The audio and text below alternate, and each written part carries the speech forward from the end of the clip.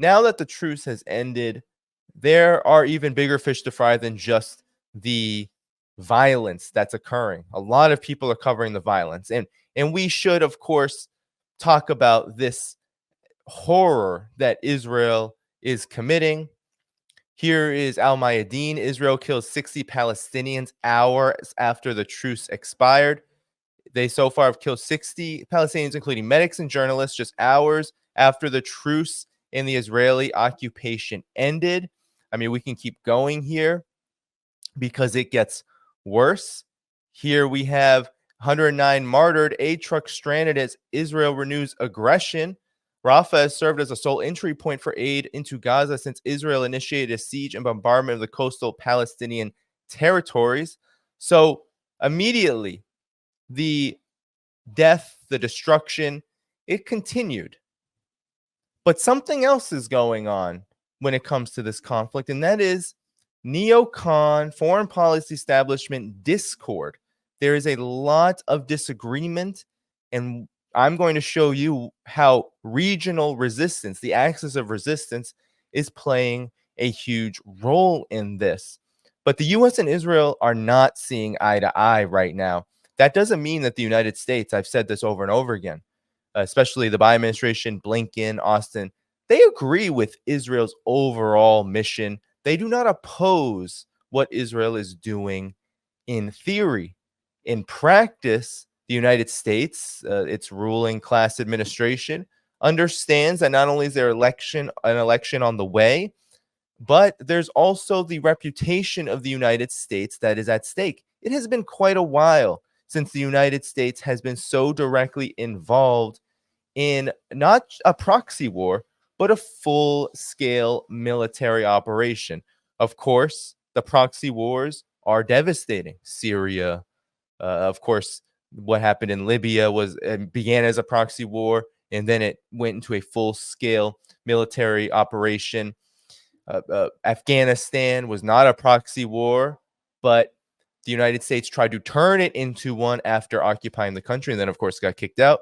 And we can go on and on and on, but it has been quite a while, and the Biden administration has attempted very diligently to, when it comes to Ukraine, when it comes to its dealings anywhere in the world, the Asia Pacific, the Middle East, to do it by proxy. And Israel is a proxy, but it is one that is capable of doing what it is doing now in Gaza, waging a full-scale military operation, one that is immensely grotesque and gruesome, and it's really having an impact on the United States' reputation worldwide.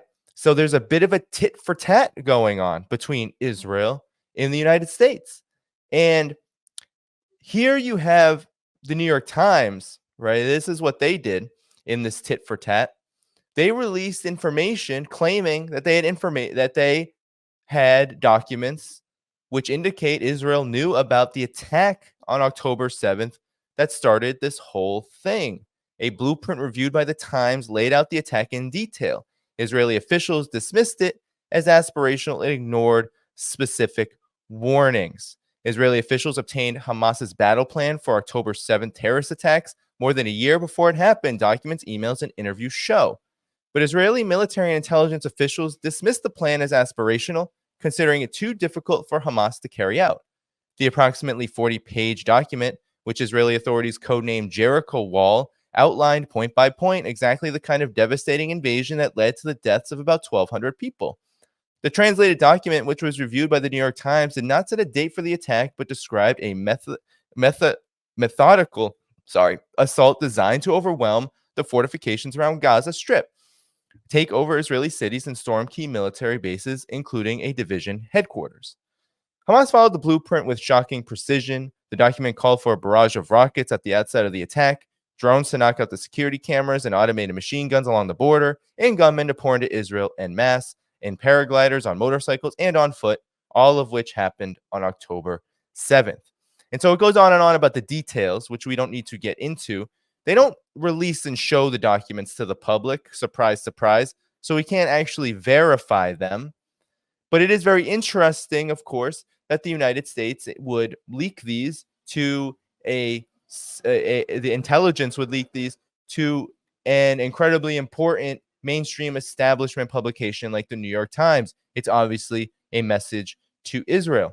Now, Israel had its own kind of lambasting moment. Its moment of tit for tat with the United States and with the neocons. And of course, you can bet that the Zionists are indeed that. But nonetheless, they released leaks from Antony Blinken himself, basically lecturing Israel to change course. Here is the Times of Israel. Blinken said to tell Israel to change strategy in southern Gaza, suggesting it won't have months to win the war. According to leaked remarks from today's War Cabinet meeting, attended by U.S. Secretary of State Antony Blinken, Blinken told Israel it cannot operate in southern Gaza in the way it has done in the north, a presumed reference to the heavy bombardment by air and crushing ground operation, and indicated that Israel has weeks, not months, to complete its declared mission of destroying Hamas. So this is the United States in this meeting literally telling Israel that it has to stop in a matter of weeks. And this is how Israel, and the Israeli government, Netanyahu in particular, is trying to stick it in the eye of the neocons in the United States that he obviously understands need this war to end as quickly as possible. And I think Israel understands that it can't end as quickly as possible. Why? I'm going to show you why soon. The U.S. administration has repeatedly backed Israel's goal of eliminating Hamas in the wake of the October 7th slaughter of 1,200 Israelis, but has indicated it is increasingly troubled by the civilian fatalities and widespread destruction in the Hamas-run Strip. Blinken's reported remarks are quoted only in Hebrew translation by Channel 12 News and have been translated back into English here.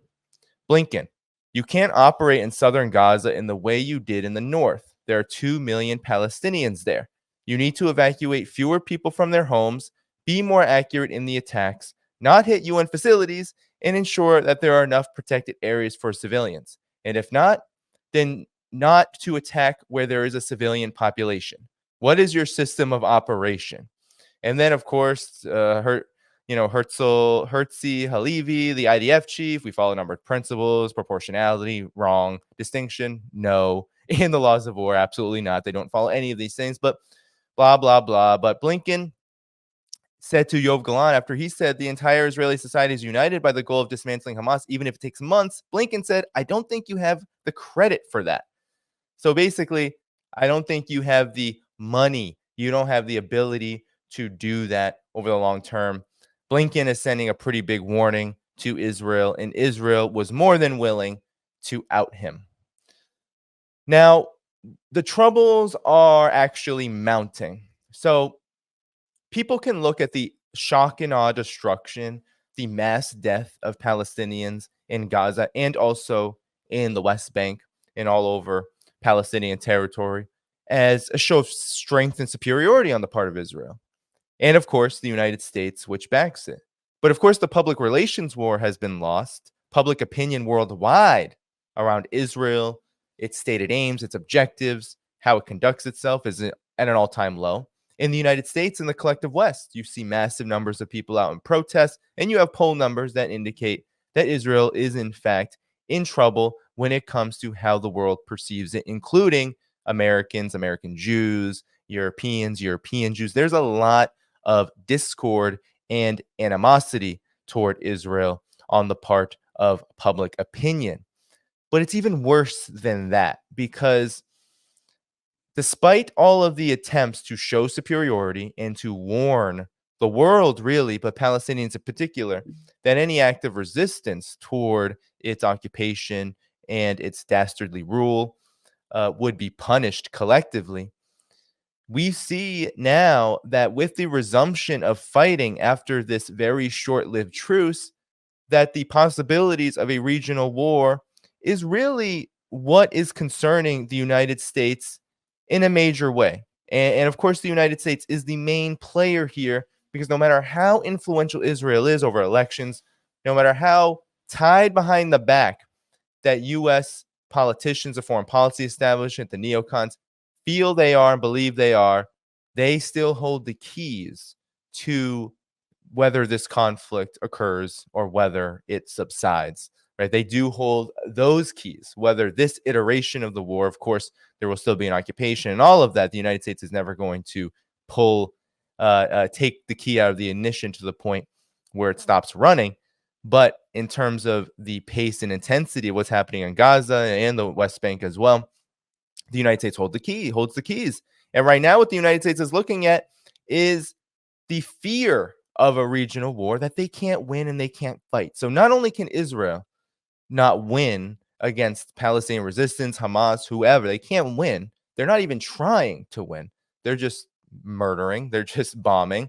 They're not fighting Hamas. They're not out there hand-to-hand combat. That's not happening. There are no numbers. There's no data. There's no documentation. We have report after report in Ukraine who's dying. And of course, there's a lot of misinformation about it, but we do have numbers from many different sources over and over and over again in that war. We do not have that when it comes to what Israel is doing, because Israel does not want to count, or even they don't even want to count in a misleading way, because they know they aren't actually fighting Hamas at all.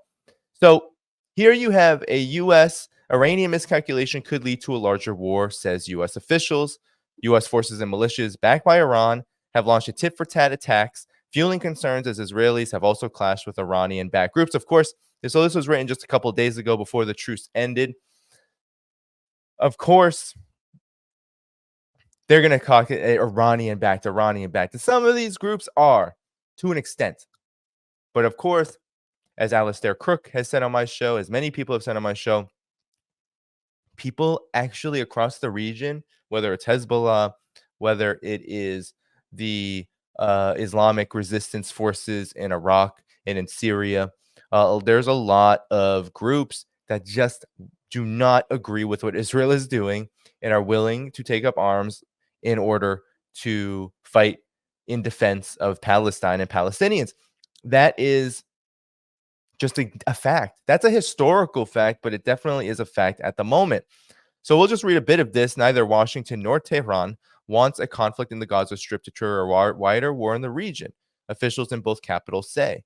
But in the 7 weeks since October 7th, Hamas-led attack on Israel, Iranian-backed militias have launched more than 70 rocket and drone attacks against U.S. troops in Iraq and Syria.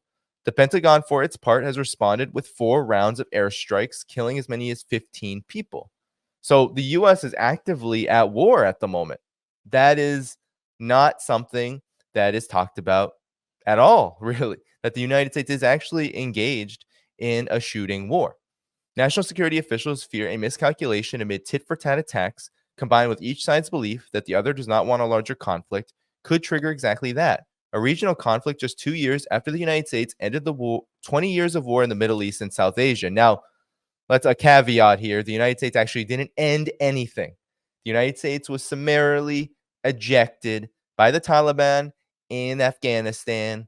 But let's be honest, the United States has not withdrawn from war. It is still in a hybrid war with the entire region, especially Syria, especially Iran. Of course, this is misinformation. So far, none of the U.S. reprisal attacks have provoked an escalation. Even the one last week in Iraq that killed several militants with Kataib Hezbollah. The Pentagon said on Tuesday that the attacks had subsided, at least temporarily, because of the truce. But American military commanders and intelligence agencies continue to closely watch Iran, as well as the groups it supports, which include Hezbollah in Lebanon, the Houthis in Yemen, and militias in Syria and Iraq. A Navy warship in the southern Red Sea on Wednesday shot down a drone fired from Yemen that a U.S. military official said posed a threat to the ship. The problem with how people have been looking at this is that we've only been thinking about a short war in Gaza, said Vali Nasir, an Iran expert and professor of international affairs at Johns Hopkins CIA University, I like to call it. But he said Iran and Hezbollah believe that once Israel is done with Hamas, it will turn attention to them. If the United States is not careful, Gaza is only the beginning of something much, much bigger. So you get the picture here? I don't even have to go on there. That's the message. That this is not just about Palestine, that this end of the truce marks a dangerous moment for escalation of between the axis of resistance and and of course the United States and Israel, which are very much interested, at least Israel is, in escalating wholesale. Now, the problem for the United States is it knows it can't fight the war. It would want to. Iran is a so-called adversary. Syria is a so-called adversary. The Hezbollah is as well. The Houthis in Yemen, definitely, because the U.S. supported Saudi Arabia, the UAE, etc., in waging war on them in Yemen. So these are all adversaries. The United States is certainly not against waging war on them. The problem is the United States can't do it. It can't fight these wars. But the axis of resistance is, now that Israel is engaged again in these massacres, they're ready. Now, you've all probably seen, and I'm not going to play it here, but you've all seen the Houthis, Ansar Allah, the forces of resistance in Yemen that defeated Saudi Arabia. They have been seizing Israeli-owned cargo ships, and I believe they've seized at least 4 of them. And now they are ready to escalate. Yemeni armed forces announced their intention to escalate naval actions aiming to impede the passage of Israeli vessels through the Red Sea.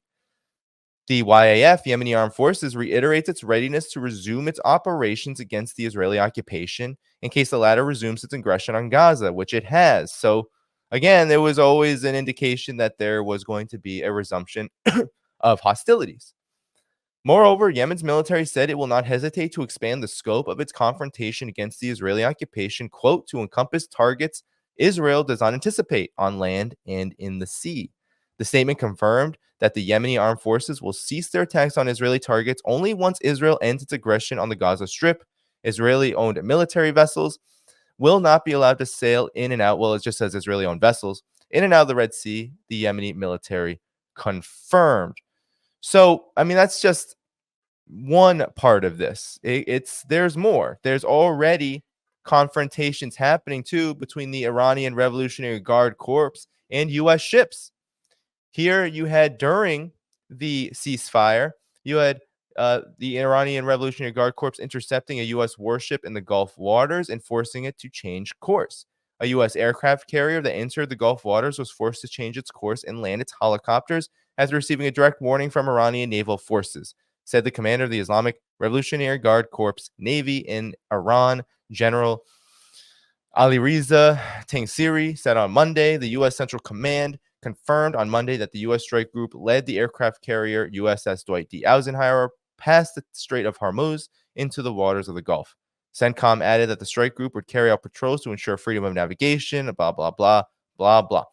But the point here is that there's already tit-for-tat engagements. This is already going on. And we can go on and on with this. Hezbollah is also engaged now, especially since the ceasefire has ended and that Israel has resumed its aggression, that Hezbollah has renewed its attacks on the Gaza Strip, 5 of them since the ceasefire began. Those are going to, or the ceasefire ended, and those are going to increase. In support of the Palestinian people and Palestinian resistance on the Gaza Strip, the Islamic resistance in Lebanon, Hezbollah, executed 5 operations against Israeli military sites in occupied northern territories. Hezbollah announced that their fighters targeted a grouping of enemy soldiers in the vicinity of the Jalalabad military site of Israel. It is worth noting that the targeted site is located near the coast of occupied Palestine and is equipped with high-tech military-grade surveillance and spyware systems. Later, the Lebanese resistance conducted 2 simultaneous operations on the Al-Marj military site and the Ramim barracks. In the Al-Marj military site, resistance fighters targeted a grouping of Israeli occupation soldiers in the vicinity of the site, which is located opposite of the Lebanese town of Markaba in southeastern Lebanon. Just nearby, the resistance attacked targets in the Ramim barracks utilizing appropriate weapons. So Hezbollah is also engaged in escalating as well now that the aggression has started. So the United States and the Neocons have a lot of reason to worry because Israel is not showing any indication that it is going to let up on its egregious assaults in Gaza. And not only this, but Israel has long had ambitions to expand into greater Israel. And oftentimes we put that in quotes. But really, the full expulsion, the full annihilation of Palestinian people from the land of Palestine, from the territory of Palestine, the nation of Palestine, there is a significant section of the Israeli ruling elite that has always wanted this. Arguably, this has been the most influential in Israeli establishment politics since the beginning. And there has been decades and decades of documentation of this.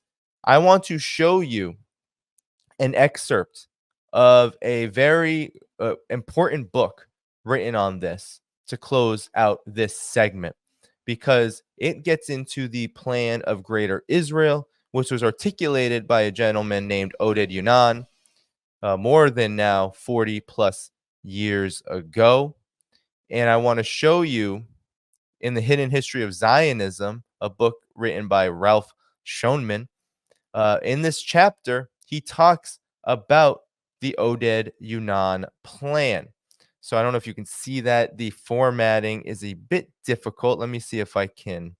It's still a little small, but nonetheless, let's try it out anyway. Here you have The Hidden History of Zionism, Strategy for Conquest is the chapter. It says, in 1982, while advanced preparations were being completed for the invasion of Lebanon and the massacre of Palestinians in the camps of Beirut, Sidon, and Tyre, a remarkable document was published in Kivanim, the journal of the Department of Information of the World Zionist Organization. Its author, ODed Yan, was formerly attached to the military foreign ministry and reflects high-level thinking in the Israeli military and foreign policy establishment. The article, A Strategy for Israel in the 1980s, outlines a timetable for Israel to become an imperial regional power based upon the dissolution of Arab states. In discussing the vulnerability of the corrupt regimes in the Middle East, Yan inadvertently exposes the full measure of their portrayal of the needs of the population and their inability to defend themselves or their people against imperial subjugation. So he goes over the various sections of this. So there's the divide and rule. He revives the idea of former Labor Foreign Minister Abba Aban that the Arab East is a mosaic of ethnic divergence. The form of rule, therefore, appropriate to the region is the millet system of the Ottoman Empire, whereas administrative rule was based upon local functionaries presiding over ethnic communities. So essentially, ethnicities, not nations, not unified secular or what have you governments, but ethnic groups. There would be rule based on ethnic division. Dissolving Lebanon was part of this plan. Lebanon was the model prepared for its role by the Israeli for 30 years. As the Sherat diaries revealed, it is the expansionist compulsion set forth by Herzl and Ben-Gurion, even as it is the logical extension of the Sherat diaries. The dissolution of Lebanon was proposed in 1919, planned in 1936, launched in 1954, and realized in 1982. Lebanon's total dissolution to 5 provinces serves as a precedent for the entire Arab world, including Egypt, Syria, Iraq, and the Arabian Peninsula, and is already following that track. So here you have these plans literally fragmenting Syria. I can go on and on. The assault on Iran, literally targeting Iraq. These things are happening. Double-crossing Mubarak, aka Egypt, over and over and over again. Tomorrow, the Saudis depopulating Palestine, Jordan. We're talking about a plan to create total chaos, and it's happened. This plan has been implemented, not just in the wars that have occurred in Lebanon, not just in what Israel is doing to Palestine, also what's happened to Syria, what has happened to Iran, while these countries have been able to fight back. Egypt too, you've seen, or Egypt less of a fight back. There was some back in the day during the time of Nasser, but Egypt, Syria, I mean, Libya was also in the ODed Yan Plan. It wasn't mentioned there. But all of these countries were seen as, all of these peoples and nations, right? The Arab nationalism that existed there was seen as the enemy of the Israeli project. And Israel always has had aims to not live in community, live in peace, but to expand outward and exploit chaos that they have been trying to sow for years and years as a means to get and achieve their objectives.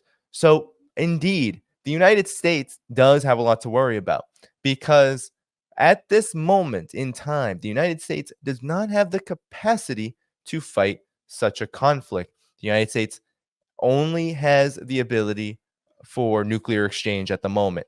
It's constantly complaining about money. It's constantly complaining about aid. It has overstretched itself in Ukraine, in the Asia Pacific, in confrontations it views as more important than the Palestine question. It does not see eye to eye with Israel on this, no matter how much it may agree with Israel in theory, that Israel needs to be protected, that Israel needs to be defended, that Israel needs unconditional aid. Of course, I am not questioning the ideological fervor of U.S. imperial demagogues in the neocon foreign policy establishment. What is being questioned right now is the fact that Israel is basically not following the same timetable as the United States. That is what's going on here. The U.S. is self-serving. It is narrow. It cares only about itself. And Israel is in the same boat. And so what we have is a morass of destruction, but a possible, I'm not going to call it an exit ramp, but a possible fissure in friction that is being exposed by the day, by the hour, really, in this conflict. And now that the truce is over, now that there is nothing holding Israel back, it's going to be quite interesting to see how the United States responds to this crisis of legitimacy brewing for both Israel and itself, and how the region's escalating resistance in defense of Palestine, which is going to happen. They are going to climb their own escalation ladder, as they have said. All of these groups, the Houthis, Hezbollah, they've all said they're not going to sit around and watch, even as they are trying to be measured to prevent the unthinkable. So we're going to see a confluence of these forces really clash in the coming weeks. And it's quite clear that Israel and the United States, they are at a period of discord, because they're both on the ropes. They are not winning here. There is no victory. There is a lot of death. There's a lot of destruction. And there is a lot of decline in discord for the empire. That is all that is going to come out of this. These forces, these malign, reactionary, destructive, genocidal, imperial forces being led around by the foreign policy establishment, are losing ground in the most important way, politically, in terms of legitimacy, economically, in terms of viability. This is really the end times, to get a little biblical on the empire, not to copy the the fanaticism of Mr. Benjamin Netanyahu. So this is what's going on, and we are going to have to not just talk about the injustice of Palestinians, but really look at how the injustice that is being faced by Palestinians is part of a world order that is crumbling, and join forces with those that are trying to build a new one, a new just order that respects the right of Palestinians to not just exist, but to have the basic and fundamental human rights that every single person on this planet, every single nation on this planet deserves. Thank you for tuning in to my latest video. I appreciate all of your support. This channel, however, needs your help. I am seeking to make this channel more sustainable in the long term and upgrade necessary equipment to ensure that this work continues onward and makes progress to give you all of the geopolitical analysis that you all deserve. For that reason, I'm asking you to become a member of my Patreon community at patreon.com/DannyHaiphong. You can find that link in the video description or in the pinned comment below. For whatever amount you choose to give, just know you are supporting independent media that you can't find anywhere else. Thank you so much, and I look forward to the next video.